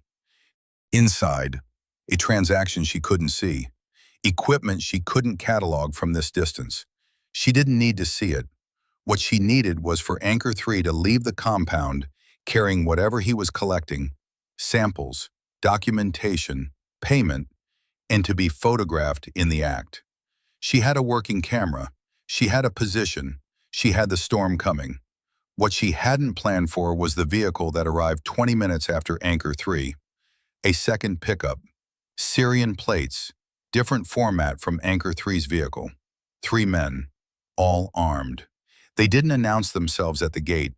They stopped 50 meters from the compound entrance, and one man got out and used a radio. Beck lowered her M4 and watched them. This was not network business. The body language was wrong, too tense, too deliberate. The specific alertness of people who were approaching something they had reason to approach carefully. They were here for Anchor 3, not as associates, as problems. She understood immediately. The disruption to Harlow's network, the compound visits interrupted, the Route 7 convoy rerouted, the dead sniper who shouldn't be dead had sent signals upstream. Someone above Anchor 3 in the network had decided that a mid-level broker who had attracted this much attention was a liability that needed managing. Anchor 3 was about to be silenced. Beck ran the options in the 6 seconds she had before the 3 men at the vehicle made their move. Option 1, do nothing. Let the network resolve its own internal problem. Anchor 3 dies. She loses the link between the network and Harlow's credential, but she already has the invoice. Option 2, intervene. She kept Anchor 3 alive, which meant he could be picked up by coalition forces and questioned. And a network broker who knew his organization was trying to kill him would have very strong motivation to cooperate. The math was simple. She moved. She came out of her hide at a dead run. The 3 men at the vehicle were focused on the compound gate. They hadn't established rear security, which was either arrogance or inexperience, and she covered 60 meters before the nearest one turned. She went prone, and he fired twice, both rounds high left, and then the storm hit. Not gradually. The wall came in like a physical entity, a rolling curtain of sand and pressure that reduced the world to 10 meters in every direction and made the air taste like ground glass. Beck heard shouting in Arabic, heard a vehicle door, heard a single shot from inside the compound. She moved by sound and memory. The compound gate was 40 meters from her last known position. She counted steps. The wind was loud enough to make communication impossible. Anyone inside the compound couldn't coordinate with anyone outside it, and she used that. She found the gate by feel, pushed through the gap where the latch hadn't caught fully, and moved into the interior. Anchor 3 was alive. He was in the far corner of the main storage room, behind a wooden crate that was providing approximately no tactical cover, with his hands over his head and his eyes wide. One of the compound's regular occupants was bleeding from a shoulder wound on the floor near the door. The first shot from outside, she guessed, someone's opening statement. Beck crossed the room fast, pulled Anchor 3 upright by his jacket collar, and used her body to shield him through the door gap. "Move," she said in Arabic. "Now, with me." He moved. They went south through the storm, away from the vehicle, away from the armed men, into the open desert where the visibility was equal to nothing, and the compass in Beck's head was the only navigational tool that still functioned. Anchor 3 stumbled twice, and she grabbed him both times without breaking pace, because stopping in an open sandstorm with armed pursuers was a specific kind of bad idea she wasn't prepared to commit to. They ran for 20 minutes. When she stopped against a rock face that she identified more by touch than sight. The storm was at full force, a roaring wall of sand that made the dark absolute. She pushed Anchor 3 against the rock and put her back to the wind and covered her face with her sleeve and breathed carefully. He was saying something in Arabic, rapid, frightened. "Stop," she said. "Breathe." He stopped. "Do you know who I am?" she asked, still Arabic. He looked at her through the sand. Even in the storm's roar, with visibility near zero, and the world reduced to 2 people against a rock face, recognition moved through his expression. She had watched him for 10 weeks from 280 meters away. He had never seen her. But Anchor 3 was a broker who survived by reading situations quickly, and what he saw in front of him, a woman who had extracted him from a kill attempt in the middle of a sandstorm with professional efficiency, told him everything he needed to know about what she represented. "American," he said. "Yes." "Military?" "Yes." He was quiet for a moment. Then, They were going to kill me. Yes, because of the disruptions, the supply chain. He was connecting the threads. She could see him doing it.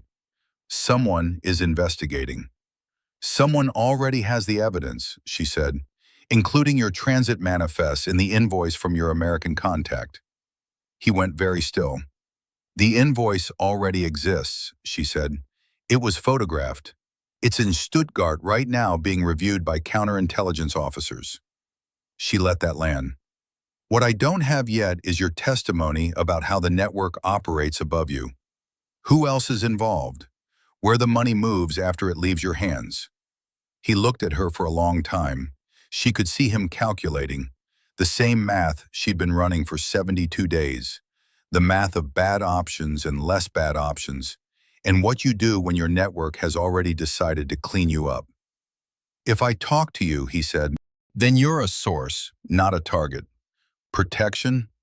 That's above my pay grade to guarantee, but I can guarantee that right now, tonight, the only person in this desert who isn't trying to kill you is me. He looked into the storm. He looked back at her. Harlow is not the top, he said. She didn't react. Tell me. He talked for 2 hours. They sat against the rock while the storm ran its course, and Anchor 3 talked, and Beck listened with the complete, focused attention of someone who had spent 10 weeks learning the specific patience that operational work in denied terrain required. She committed everything to memory: names, amounts, routing procedures, drop points, the 3 individuals above Harlow in the network chain who she had not known existed. The money that moved through Harlow's supply chain access was a fraction of the operation. He was one node in a network that ran from eastern Syria through 3 countries and touched American contractor relationships in 2 other theater commands. Bigger than she'd known, bigger than she'd let herself assume. When the storm broke, the sky came back in stages. First a lightning of the dark, then stars, then the specific, clear cold of post-storm desert that smelled of disturbed earth in silence. Beck stood up and looked south. The compound was 3 kilometers away. The men who had come for Anchor 3 would be regrouping. The storm would have disrupted their pursuit, but they would not give up cleanly. Can you walk? She asked. Yes. We're going northeast. There's a road junction 8 kilometers out. I know the patrol patterns on that route. There will be a coalition vehicle passing at approximately 0530. He looked at her. You have been out here a long time. Long enough. She picked up her M4. Checked the magazine. She had 22 rounds remaining across both mags, which was enough for the 8 kilometers if nothing went badly wrong. She looked at Anchor 3. He was a mid-level criminal who had facilitated the deaths of people she knew. She was about to walk him 8 kilometers through the desert to deliver him safely to a coalition checkpoint. The math was simple. She let it be simple. Stay behind me and to my right, she said. Match my pace. Don't speak unless I speak first. She met his eyes. If I tell you to go flat, you go flat immediately. No hesitation. Understood. They moved northeast through the aftermath of the storm. Carter was at his desk at 0400. He had the KIA report in front of him. The folded paper he'd carried in his breast pocket for 73 days, creased now along the fold lines, slightly worn at the edges, the ink slightly faded in the crease. He had unfolded it for the first time since he'd put it there, and laid it flat on the desk and looked at it. Captain Rebecca Ann Hayes. Status. Missing in action. He had a pen. He had not touched it yet. His phone had rung at 0215. Kimura. Brief. Controlled. The DIA team in Stuttgart had finished the preliminary review. Harlow's access credentials were being frozen at 0600. A counterintelligence team would arrive at FOB Sentinel within 18 hours. Standard procedure. Harlow would be notified of a routine audit, invited to a meeting with the CI team, and arrested when he arrived. Clean. Contained. No visibility through Harlow's own network. It was going to work. Carter had hung up the phone and sat in the dark for an hour. Then he'd turned on the desk lamp and gotten the report. At 0447, his radio crackled. The secondary frequency, the one that didn't exist in the Sentinel system, the one he'd left on and monitoring for 3 days. A voice, not Morse, a voice. Sentinel 6, this is Sentinel Actual. I have a package for you. East Gate, 30 minutes. Carter held the radio for a moment, then he pressed transmit. Sentinel Actual, this is Sentinel 6. He paused. Lima Charlie. Loud and clear. He stood up. He put on his jacket. He picked up the pen, looked at the report one more time, and wrote 2 words at the bottom of the page in the margin below the official text. Status corrected. He folded it back into quarters, put it back in his breast pocket, not because he needed to carry it anymore, but because some things you carry until the moment presents itself to put them down correctly. He would know that moment when it came. He walked out of his quarters into the last of the dark. The East Gate guard at 0512 was Private First Class Marcus Webb. He had requested the shift. He had not explained why. Torres had looked at him for a moment and then put his name on the rotation without comment. Because Torres was a good NCO who understood when a man needed to be at a specific place at a specific time. Webb was standing at his post when the shape came out of the desert. She came from the southeast, from the direction of the gravel access road. She was on foot, which was unusual. She had a rifle slung across her back and a kit that looked like it had been through something significant. And she had a second figure with her. Male, civilian clothing, hands visible, and she walked the way soldiers walked when they had been moving for a long time, and the destination was finally visible. Not slow, not fast, exactly the necessary pace. Webb recognized her at 400 meters. He did not challenge her. Protocol required him to challenge any approaching figure at 300 meters. He did not do it. He stood at his post and watched her come in from the desert, and his hand was on his radio, but he did not transmit, because some moments require witnesses rather than procedure. She walked through the gate. She looked at Webb. He looked at her. She had a scar on her jaw and eyes that had seen 74 days of something he could not fully imagine. And she looked at him with the direct steadiness of someone who was no longer surprised by anything. At ease, she said quietly. Yes, ma'am, he said. His voice was completely steady. He had been practicing steadiness at 0217 every night for 10 weeks. Carter was waiting 10 meters inside the gate. He was in uniform, standing at parade rest, which was not a posture he used often. Carter's relationship with formality had always been pragmatic rather than ceremonial. But he was standing at parade rest now, hands clasped behind him, and when Beck crossed through the gate and stopped in front of him, he came to attention and saluted. It was not a casual salute. It was the specific, deliberate salute of a man who has spent 30 years earning the right to mean what he does with his body, and who is meaning this completely. Beck returned it, precise, clean. They held it for 3 full seconds. Then Carter dropped his hand. Behind them, the desert began to lighten. The eastern ridge caught the first color, amber at the edge, pale above it, and FOB Sentinel woke up around them the way it always did. Generators cycling, the DFAC firing up, the first sounds of a base beginning its day. Nobody came running. Nobody cheered. Carter looked at the man behind Beck. Anchor 3, hands still visible, expression unreadable. Package, Beck said. I see it. Carter reached for his radio. I'll call it in. Kimura's team can have him when they arrive. She looked at Carter steadily. He has more. Names above Harlow, at least 3 levels. Carter nodded once. He keyed his radio and began making calls in the quiet, methodical way he made everything, with complete attention, one step at a time. Beck turned and looked back through the gate at the desert she'd come from. 74 days of it. The flatness of it. The cold mornings and the killing afternoons. the stars she'd learned like a second map, the acacia trees in the basin that had no business surviving and had survived anyway. She had done something out there that she couldn't fully name yet. Not just the operation. The operation was nameable, catalogable, reducible to report language and timeline reconstructions, and the evidence chain that Kimura's team would spend months untangling. Something else, something about who she was when the institution fell away, and only the work remained. She would think about that later, in a different kind of light. She turned back toward the base.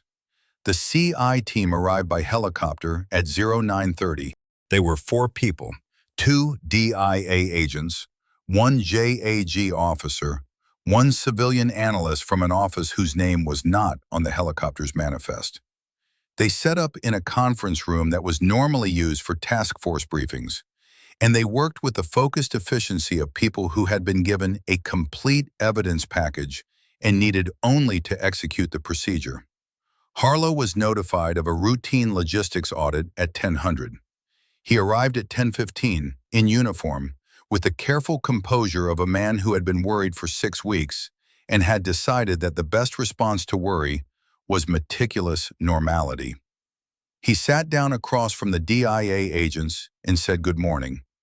The lead agent slid a single page across the table. The invoice, Beck's photograph of it, printed cleanly, with the credential metadata annotated by Kimura's analysts. Harlow looked at it. He looked at it for a long time. Then he said, "I want an attorney," which was, under the circumstances, the only thing left to say. Carter watched this from the hallway through the window panel in the door. He watched for approximately 30 seconds. Then he turned and walked away because some endings were not meant to be witnessed at length. They were meant to be confirmed and then departed, the way you depart a finished conversation, completely, without lingering. He found Beck in the intel tent. She was at the map table, the same table with the MRE box under its leg, the same table where she'd spread the SIGINT printouts 8 months ago and first seen the shape of the leak in the manifest data. She had a cup of coffee and a yellow legal pad, and she was writing, in her precise, angular hand, the supplementary field account that would accompany the evidence package. Everything she had observed, everything Anchor 3 had told her, everything she had built across 74 days in denied terrain. She looked up when Carter came in. "How did it go?" she said. "He asked for an attorney." She nodded. Back to the legal pad. Expected. Carter sat across from her. He looked at the map, at the red circle she'd drawn 8 months ago, around the grid reference where the supply anomaly had concentrated. Nobody had erased it. "Kimura's team is going to want you for 3 days of debrief," he said. "I know. After that, there will be a fitness for duty evaluation. Standard protocol for personnel returning from extended isolation." "I know. And Marsh is going to need a complete account of why you went into that ravine without authorization." Beck looked up from the legal pad. Something moved in her expression. Not quite the almost amusement of the ruins, but related to it. "He's going to need an account of a lot of things. He's going to say you violated extraction protocol." "He is correct." She held Carter's gaze. "He's also going to be reading a report that would not exist if I hadn't." Carter was quiet for a moment. "You know what the Army will do with that tension. The Army will do what it does. It'll write a report, conduct a review, draw a conclusion, and file it." She put the pen down. "And the people who need to be in jail will be in jail. And the network nodes that Anchor 3 gave us will get rolled up. And the convoy routes will be safe. And someone will eventually change the name on the KIA report." She looked at him steadily. "That's enough." "Is it?" She thought about it, genuinely considered the question, which was what she always did when Carter asked something that deserved consideration. "Yes," she said, "that's what the work is. You do it well, and then you accept what the institution does with it, and you decide whether you can live with that equation." She picked up the pen again. "I can live with it." Carter nodded. He stood up. At the door, he stopped. He had a habit of stopping at doors. Beck had noticed this 8 months ago and understood it now completely. He stopped because he was the kind of man who gave exits the same attention he gave entrances. The soldiers, he said, Web Squad, the comms section, people who spent 10 weeks with a ghost story. They'll hear soon enough. What do you want me to tell them? Beck was quiet for a moment, then, tell them the frequency still works. He almost smiled. For the 4th time in 74 days. Yes, Captain, he said. He walked out into the base. The morning was fully underway, vehicles and voices and the organized noise of purpose. The sun was high enough now to have opinions about temperature, and the desert beyond the perimeter shimmered with the early heat. Carter walked to the motor pool. He found a wheel that needed torquing and crouched beside it and began to work, with a methodical completeness that had always been the form his attention took. The torque wrench turned in his hands, the bearing seated correctly. The job was small and finite and done exactly right. Down the base, in the intel tent, Rebecca Hayes was writing. Her legal pad filled line by line with careful, precise language. The account of 74 days that would be read by analysts in Stuttgart and lawyers in Washington, and eventually by people whose names she didn't know in offices she would never visit. She wrote what she had seen, what she had heard, what she had concluded, what she had done, and why. She wrote it completely and without apology. Outside, someone started a generator, and FOB Sentinel sounded exactly like itself. The official record was amended at 1847 hours, Eastern Syria time. Captain Rebecca Ann Hayes, status MIA, reclassified. Status classified. The KIA report was archived. Not destroyed. The Army did not destroy reports, but moved to a file category that required specific clearance to access. The amendment notation gave no explanation, offered no narrative. 4 words added to an administrative record that had spent 73 days meaning something it no longer meant. Webb heard about it from Torres at 1900. He was at the DFAC eating dinner, and Torres sat down across from him and said quietly, "The captain's back." No further explanation. Torres ate his food and left. Webb put his fork down. He sat for a moment, looking at his tray. He thought about 10 weeks of gate guard rotations, an 0217, and the silhouette on the maintenance rooftop, and the decision he'd made, alone in the dark, to hold what he knew until he understood what it meant. He understood what it meant now. He picked his fork back up and finished his dinner. In the comms center, Reyes pulled up the signal log she had been maintaining for 73 nights. 31 entries, each marked 0217, each noting duration and frequency and the notation she had written beside every single one. Unidentified anomaly, possible equipment malfunction. She selected all 31 entries. She changed the notation. All 31 now read, confirmed signal, source identified. She saved the log, closed the file, turned back to her regular work. At 2200, FOB Sentinel cycled into its night routine. Generators ran their steady harmonic. The DFAC closed. Guards took their posts. The eastern desert went dark and enormous and cold. At 0217, the frequency was silent. It had said what it needed to say. On the north perimeter, Webb stood his post and listened to the quiet and found it, for the first time in 73 nights, completely sufficient. The ghost of FOB Sentinel was no longer a ghost. She was a captain. She was at her desk writing the truth. And the truth, as it turned out, was enough.